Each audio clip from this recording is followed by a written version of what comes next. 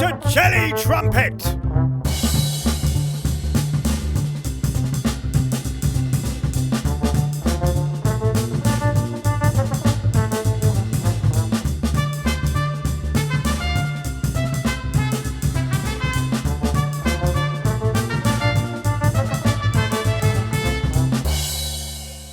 So I'm with David Baldwin of Baldwin and this is our bonus track on Jelly Trumpet. So you were saying, tell me about this songwriting book, you said. Yeah, well, there's a book by Jeff Tweedy of Wilco, and it's called How to Write One Song. But Jim, it's about so much more than that. And it's there's 3 books that I've read on writing that I really, really love. One is Stephen King's book on writing. And yeah, I've read that. Fantastic book. And he really lets you into his process. But Jeff Tweedy is writing a book about hey, let's write a song together. Let's just write a song.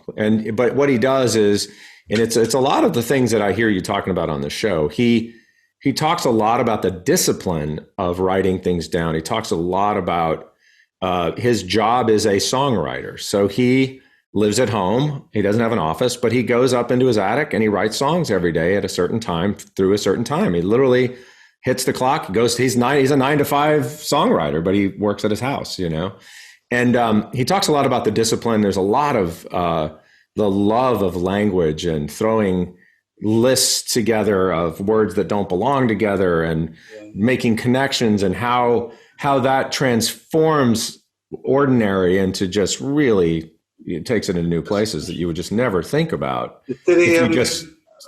Sorry, carry on. Yeah, if you just sat and wrote, if you just sat and thought with your fingers, on a typewriter, or just thought with your fingers, like he's really he's really got this down into sort of alchemy in the book. It's a fantastic book. You can read it in a couple hours. Read it without wanting to be a songwriter. You're just going to learn about creativity. Yeah, but it makes you want to write a song.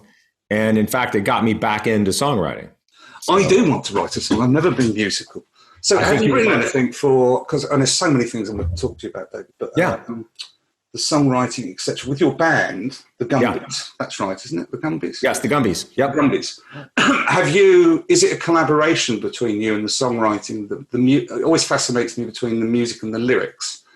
Yes. Well, it's my partner, James Thompson, and I, who grew up together in El Paso, Texas, and have reunited after 40 years. He lives in Fort Collins, so it's a virtual band, but we're putting music out.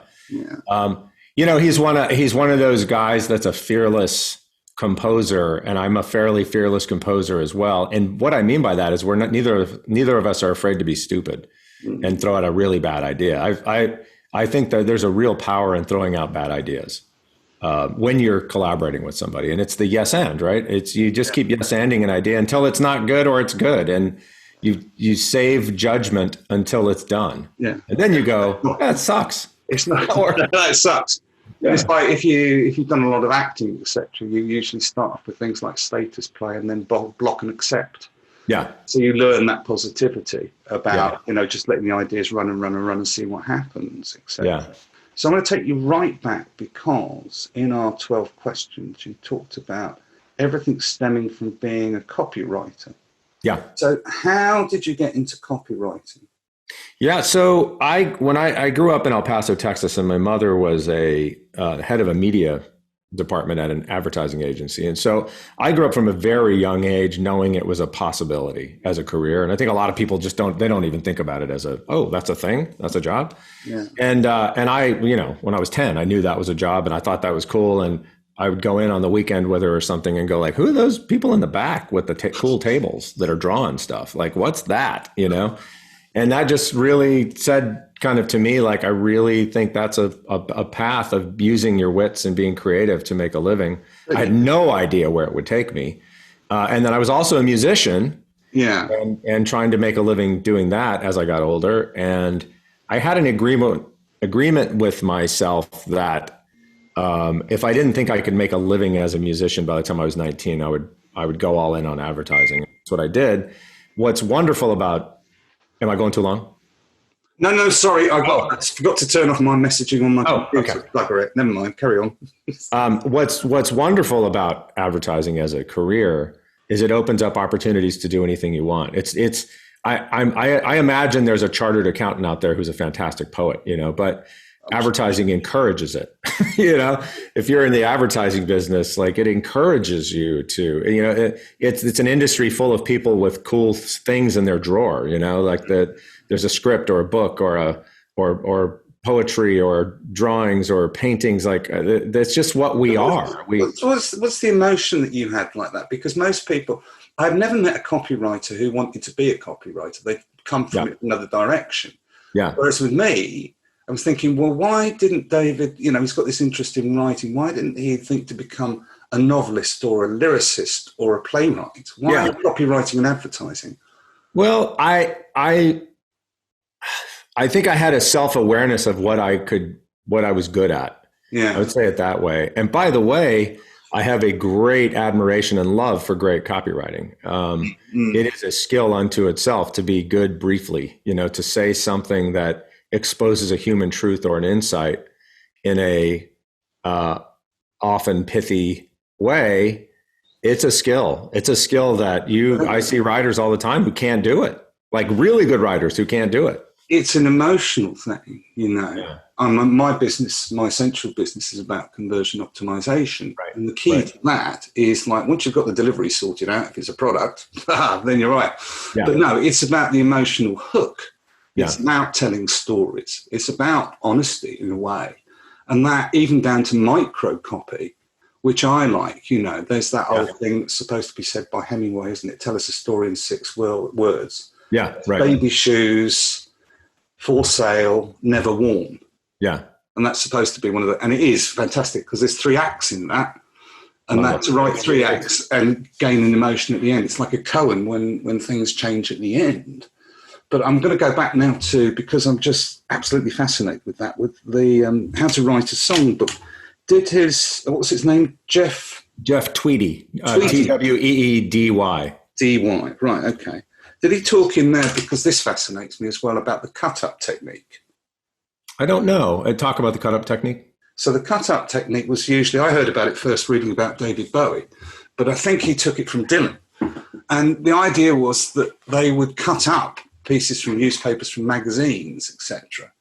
And David Bowie actually cut out bits from his own journal, so bits of his writing. I don't know how long, 3 to 5 words, maybe 7 a sentence. Yeah. And so he cut them up and turned them over, and then he picked them up at random.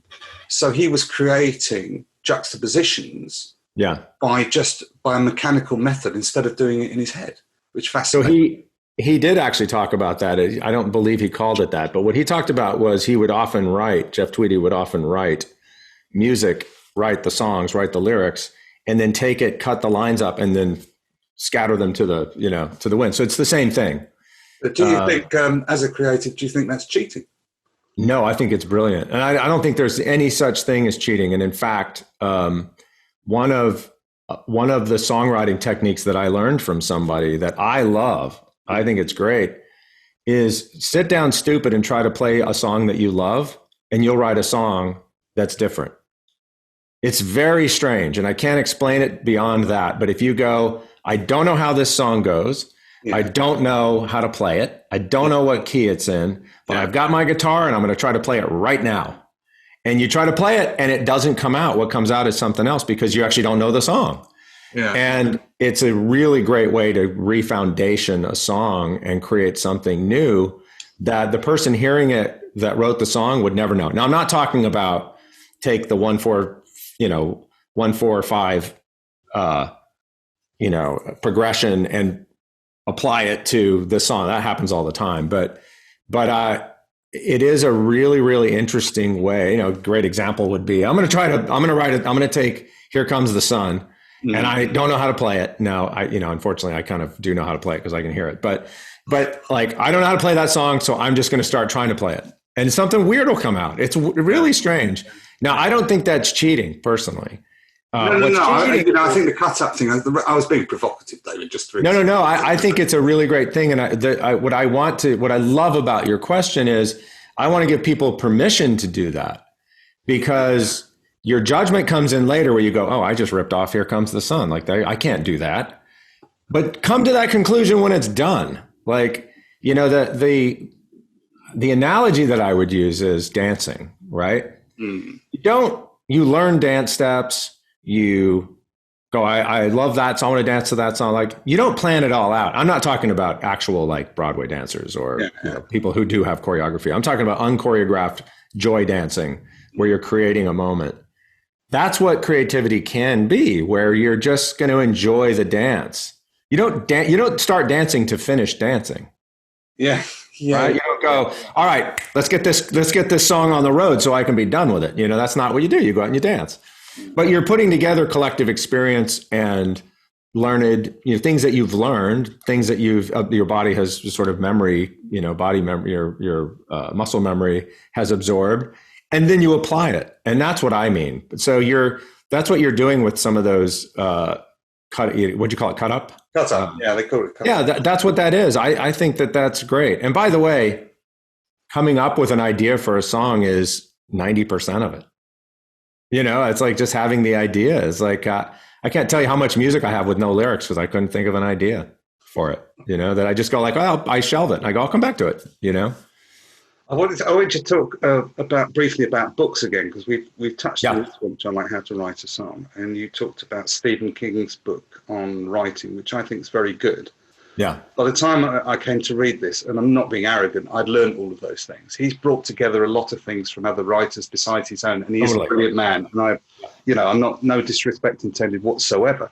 But there are two other books, one of which might interest you, that are interesting. One is called On Becoming a Writer by Doretha Brand.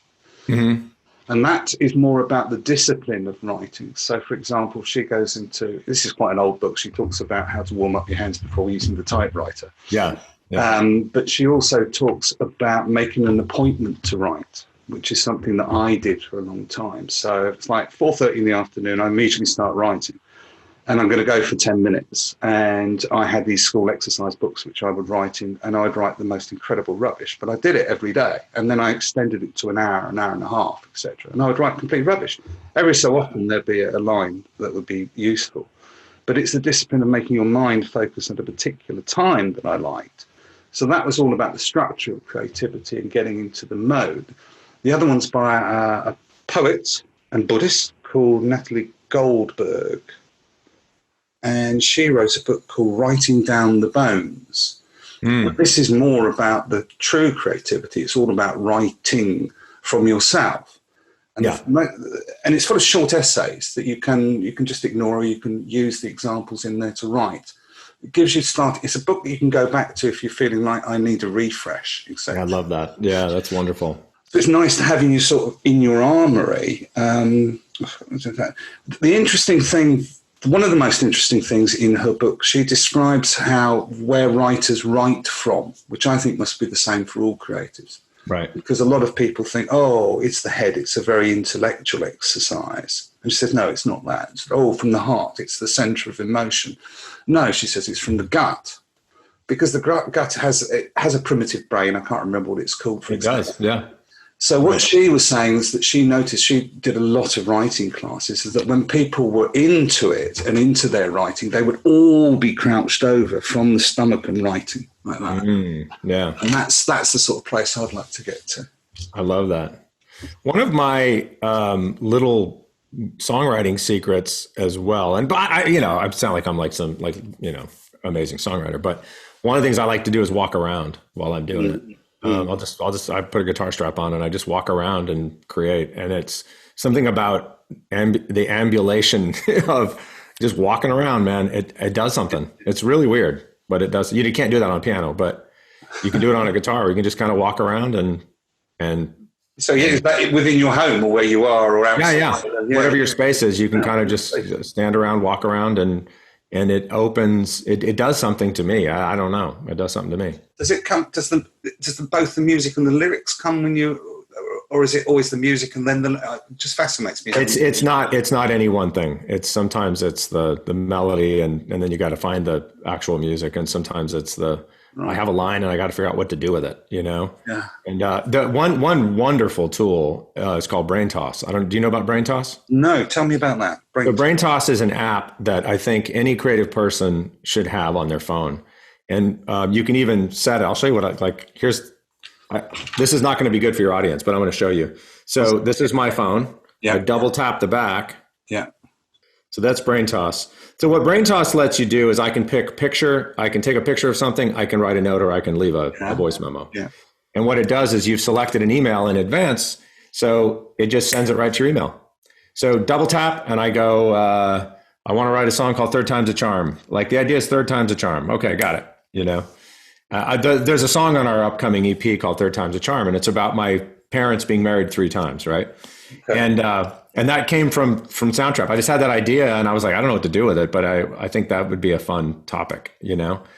But what's great about it, like when I'm writing for work, if I'm thinking of headlines, you know, you cannot help but you're like driving and you're like, oh God, that's a great line, but you're driving and you can't write it down. Mm-hmm. So brain toss, boom, there it is. You just say it into the little mic and it goes right into your email. I'm getting that. It's a great tool. I'm getting that, definitely, because it's surprising, you know, where you ask people, when do the ideas come to you? And I've talked about the structure before focusing to you. For me, it's driving or stepping into the shower. Not actually in the shower, the act of breaking the threshold of stepping into the shower. And it's just, and the first glass of wine of the evening. That sometimes works for me.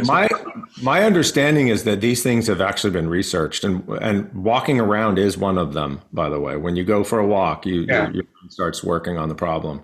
And I think it's just your subconscious is put into a safe space somehow to express itself. But I don't know. I know there's been research done on that exact phenomenon.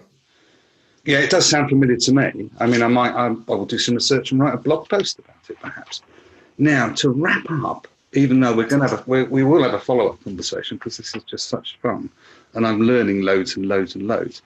So we talked earlier in the 12 questions interview about creativity and where it came from, blah blah. And there was 2. Not disparate things, but 2 combination things that interested me. One, how much you like constraints to a project. Yes. And creating tension. Yes. Which I thought was a lovely way of putting it, because the constraints create the tension. But staring into the fear. Would you like to expand on that and perhaps some examples of some of your work? Sure. That fear can come, you know, it's I have to qualify that it's, you know, ad guy fear. It's not real fear that, you know, that people are going through all over the world right now. I think the way we, you know, your constraints, especially now in the business, we don't have the budgets we used to have. We don't have the time we used to have. We don't have some of the tools that we used to have. Like you're both, you can do everything and nothing. Like that's one of the things I think about the modern sort of advertising industry. Is that, like, there's so many platforms now to tell your story, to do things. There's so many ways to get to people. Some of them are horrendous, using data, things like that. But you know, you're given a problem to solve. I have to solve this problem. And back in the day, and when I got in the business, it would be like, hey, I need 3 print ads. That's super clear. Got it. 3 print ads. I'll do it. I will do that. You know. Now it's like, hey. You know, we've got to drive trial for this product and we don't have any money, and we've only got a month. So, and by the way, and we only have $25,000 to do it. Yeah. So what we really need you to do is something super creative, you know? So an example of that would be, years ago, we were working on Krispy Kreme, which is I don't know if you know about Krispy Kreme. Oh yeah. I know that round. Yeah. We had that account for about 4 years. The issue was they needed to drive a project. It was called 12-12-12. It was called Day of the Dozens, and it was launched on 12-12-12, right? So December 12th. And the whole idea was on December 12th, you can get, for every dozen donuts you buy, you get a free dozen. And so churches would come in and buy, like, you know, for fundraising, they'd buy like 100 dozen and get, you know, 100 extra ones. So that made a lot of sense on 12-12-12, but by 12-12-16, it started to make less sense, right? But they still had the promotion, and they said, you know, we have, I don't remember the money, but it wasn't very much money. And they said, we think what we're going to do is drop an FSI into our top 5 markets, and we know that we can, you know, if we get a 4% conversion, we'll make blah, blah, blah, blah, blah. Yeah. So, but they only had X amount of money. I'm trying not to disclose details because they would not want me to, but they didn't have enough money to really do it. Okay. And so that's scary. Like, that's okay. You got 3 days to figure this out. You got to come up with an idea in 3 days. Right. And so I love that. Like, that's okay. Got it. I no, not enough money, not enough time. Can't do anything. Let's go. So then you start looking at ideas, and the idea that we came up with was to create have you ever been to a Krispy Kreme? No, they're sold here in like units within the supermarket. So over here in the Krispy Kreme store, they have a thing, they call it donut theater, but it's basically the donuts on a conveyor belt going through like a waterfall of icing. Okay. And it's like an icing waterfall. Yeah. And it's just mesmerizing. You watch the donuts come through. And so what we did was we actually turned that into a coupon. So we found out that they they have their own manufacturing facility in Winston-Salem where they actually build the machines themselves. And so we called them and said, hey, can you guys convert this and make it, make it to where the waterfall is different streams, or we could turn it into a UPC code. And so they were like, yeah, let us try it. So we went and shot that as a video. We created that with them. They built it. We shot it as a video, and then we ran that, and that ran across all their social channels as a coupon. But it was a mesmerizing coupon of donuts coming through the wall of donuts. I'll send you a link of it. And we did it for a fraction of what it would have cost to drop those FSIs into their top 4 to 7 markets, whatever that was. You just explain FSIs to me. Freestanding insert. So that's the little coupon sheet that goes into your Sunday paper here, where it's like there's 1,000 of them, and it's like, come get this pizza, buy one get one, that sort of thing. That was the actual assignment, was to do one of those. And so we ended up running it across all the social channels. It ended up being the second most engaged with post in Instagram in the world. Wow. The week that it ran. And all you had to do was walk in with your phone, and like, there's the video on your feed going, use me as the coupon. And that's just an example of it. But it was terrifying because we didn't know if it was going to work. We didn't know if it was going to work the entire time. So we were on a high wire the entire time, and the client was right there with us. They were great. I mean, they were holding hands with us going like, let's hope this works, and you work tirelessly to make it work. But that's an example to me of a really scary situation where like you're in danger of letting down a client in a huge way, And then the idea was, the safe answer was to do the boring drop the FSIs in the market. Mm-hmm. And we talked them into not doing that, into doing something else, And so you're having to have this sort of confidence of your own convictions there to go like that. We're going to make this work. We're going to make it happen. It's going to be cool. It ended up being Ad Age's digital campaign of the year, actually, as well. I'm not surprised because I haven't seen the link yet. I can picture it. I'll send it to you. Yeah. It's really beautiful, but it's so simple. Yeah, but the thumbnail, etc., would be so brilliant. Yeah. I can see it in my head because I know Krispy Kreme. I've eaten them, and I've never mind about that. So, okay, I think on leaving that brilliant note, I think we'll wrap it up, and I'll say David Baldwin from Baldwin, and thank you very much for being on Jelly Trumpet. What a pleasure. Thank you so much for having me.